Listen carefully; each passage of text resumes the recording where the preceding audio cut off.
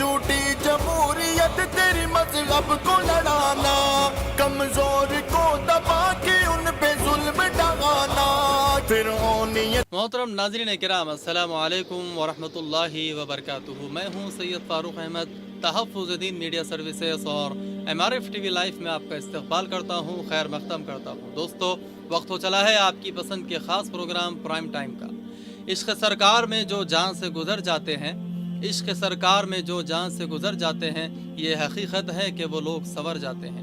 मेरे अजीज़ दोस्तों, सैयदुल अंबिया हज़रत मोहम्मद मुस्तफ़ा सल्लल्लाहु अलैहि वसल्लम से मोहब्बत व अक़ीदत मुसलमान के ईमान का बुनियादी जुज़ है, और किसी भी शख्स का ईमान उस वक्त तक मुकम्मल करार नहीं दिया जा सकता जब तक रसूल अकरम सल्लल्लाहु अलैहि वसल्लम को तमाम रिश्तों से बढ़कर महबूब व मुक़र्रब ना माना जाए।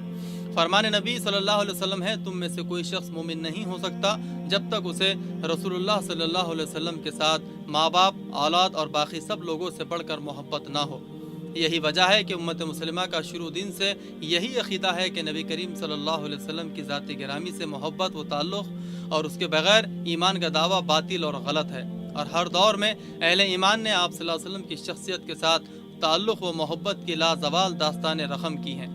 और अगर तारीख़ के किसी मोड़ पर किसी बदबख्त ने आपकी शान में किसी भी किस्म की गुस्ताखी करने की कोशिश की तो मुसलमानों के इज्तिमाई ज़मीर ने शातिम रसूल के गुंडों को कैफर किरदार तक पहुँचाया है। यहूद व नसारा शुरू दिन से ही शान अक़दस में नाजिबा कलमात कहते चले आ रहे हैं। कभी यहूदियाँ औरतों ने आप सल्लल्लाहु अलैहि वसल्लम को गालियाँ दी, कभी मर्दों ने गुस्ताखाना क़सीदे कहे, कभी आप सल्लल्लाहु अलैहि वसल्लम की हिज्र में अशार पढ़े और कभी नाजिबा कलमात कहे। तो रसूल अकरम सल्लल्लाहु अलैहि वसल्लम ने शान नबूवत में गुस्ताखी करने वाले बाज़ मर्दों और औरतों को बाज़ मौक़े पर क़त्ल भी करवाया, कभी सहाबा को हुक्म देकर और कभी उन्हें पूरी तैयारी के साथ उन्हें रवाना करके। कभी किसी सहाबी ने नज़र मान ली कि गुस्ताख़ रसूल को ज़रूर क़त्ल करूँगा, कभी किसी ने यह अज़्म कर लिया कि ख़ुद ज़िंदा रहूँगा या रसूलुल्लाह सल्लल्लाहु अलैहि वसल्लम का गुस्ताख़ रहेगा, और कभी किसी ने तमाम रिश्तेदारियों को एक तरफ रखते हुए हुज़ूर अकरम सल्लल्लाहु अलैहि वसल्लम को ख़ुद देखने के लिए गुस्ताख़ रसूल और यहूदियों के सरदार का सर आपके सामने ला कर रख दिया।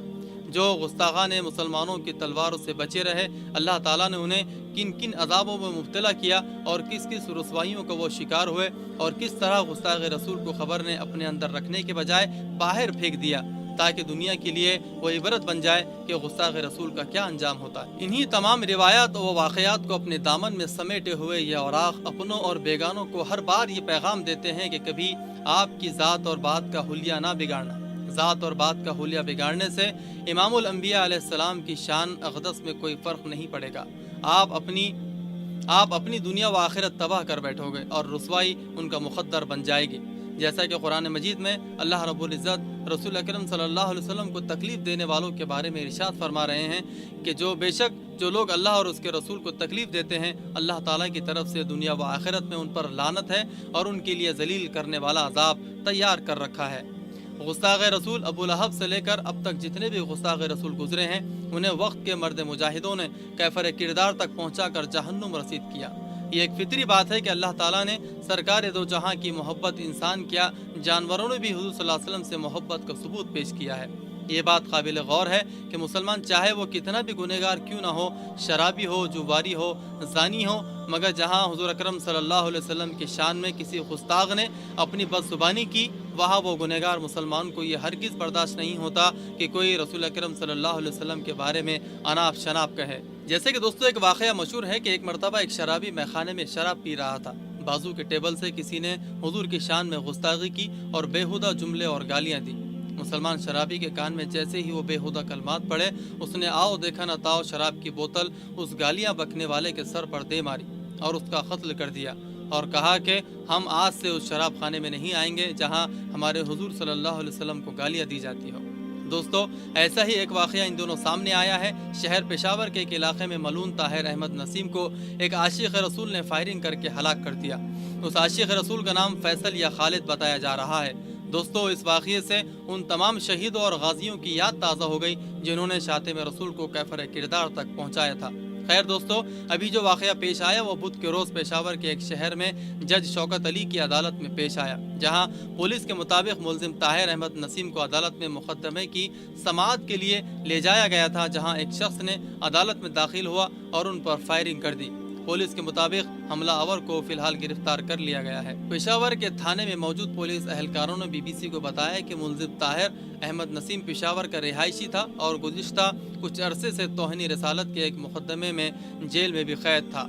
पुलिस के मुताबिक जब ताहिर अहमद को जेल से अदालत में पेश करने के लिए लाया गया तो वहां मौजूद लोगों के मुताबिक उस दौरान एक शख्स आया और ताहिर अहमद से बहस की, जिसके बाद उस शख्स ने कमरे अदालत में ताहिर अहमद पर फायरिंग कर दी, जिससे वो हलाक हो गया। उन्होंने बताया कि हमला आवर का नाम फैसल या खालिद है और उसका ताल्लुक अफगानिस्तान से है और हमला आवर अपना नाम सही नहीं बता रहा है। ये इत्तलात भी मौसूल हुई है कि तौहीन रिसालत के मुलजिम ताहिर अहमद नसीम के पास अमेरिकी शहरियत भी थी। दोस्तों, मैं आपको बता दूं कि ताहिर नसीम के खिलाफ 25 अप्रैल 2018 को थाने सरबंद में ताज़ीरात पाकिस्तान की दफात के तहत तौहीन रिसालत और तौहीन मजहब का मुकदमा दर्ज किया गया था, जिसकी सुनवाई बुध के रोज होने वाली थी, जहां सुनवाई और फैसला सुनाने से कबल ही उस शातिम रसूल का खातिमा गाजी खालिद ने कर दिया। जिसके बाद गाजी खालिद का सोशल मीडिया पर एक क्लिप भी जारी हुआ है, जिसमें उनका कहना है कि ताहिर ने उसके सामने तौहीन रिसालत की, जिस पर उसे मैंने गोली मार दी। इस वाक़ये के बाद पाकिस्तानी सोशल मीडिया पर यह खबरें भी गर्दिश करने लगी कि हलाक होने वाले शख्स का ताल्लुक अहमदिया जमात से था। ताहम जमात अहमदिया के तर्जुमान सलीमुद्दीन ने एक बयान में इस दावे को रद्द किया है। ट्विटर पर अपने पैगाम में उनका कहना था कि मज़कूरा शख्स एक अहमदी घराने में ज़रूर पैदा हुआ था, ताहम उसने कई बरस पहले उस फ़िरक़े से अलहदगी इख्तियार कर ली थी और उनका जमात अहमदिया से अब कोई ताल्लुक़ नहीं था। दोस्तों, वो कोई भी हो, जिस किसी ने भी सरकार की शान में गुस्ताखी की हो, उसको जीने का तो कोई हक़ है ही नहीं। लेकिन इस वाक़ये से उन तमाम नामों से रिसालत के तहफ़्फ़ुज़ पर अपनी जान कुर्बान कर देने वाले शुहदा और गाजी याद आ गए, जिन्होंने अपनी जानों की परवाह किए बगैर उन शातिम रसूलों को जहन्नुम रसीद किया। हर दौर में ऐसे शातिम रसूल पैदा होते रहते हैं, जिनके दिमागों में गोबर भरा हुआ होता है, जिन्हें ना खुद की अपनी ज़ात से कोई लेने देना होता है और ना ही किसी से उन्हें कोई सरोकार होता है। दोस्तों, आपको याद होगा कि शान रिसालत में गुस्ताखी करने वालों में उबई बिन खल्फ खुद हुजूर अकरम सल्लल्लाहु अलैहि वसल्लम के हाथों 3 हिजरी में कत्ल हुआ था और फिर हज़रत उमर रज़ियल्लाहु ताला अन्हु के हाथों मुनाफिक बशर भी 3 हिजरी में ही कत्ल हुआ। फिर उसके बाद हमें तारीख़ इस्लाम से पता चलता है कि किस तरह एक फ़रिश्ते ने हुजूर अकरम सल्लल्लाहु अलैहि वसल्लम की शान में गुस्ताखी करने वाली अबू लहब की बीवी का गला काट दिया था। और फिर हमने वो वाक़या भी बारहा सुना है कि किस तरह वो 2 नन्हे मुजाहिदों मुआज़ और मुअव्विज़ के हाथों अबू जहल मारा गया। उमैया बिन खल्फ हज़रत बिलाल के हाथों मारा गया। हज़रत अली रज़ियल्लाहु ताला अन्हु ने भी नसर बिन हारिस को 2 हिजरी में कत्ल किया था।